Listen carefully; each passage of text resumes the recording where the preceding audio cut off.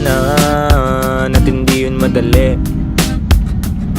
Pero kahit na ganun ay mas pinili ko pa rin ang umiti, kasi napakaikli lang din naman ang buhay. Ang bilis na sandali, mas mabuti na sulitin na saya imbis na puro pigate.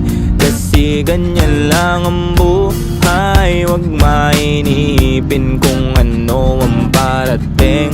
Wag masyadong isipin, may mangyari mang mali, lakan dapat sisihin. Paano ka magbabawi, yun ang dapat isipin.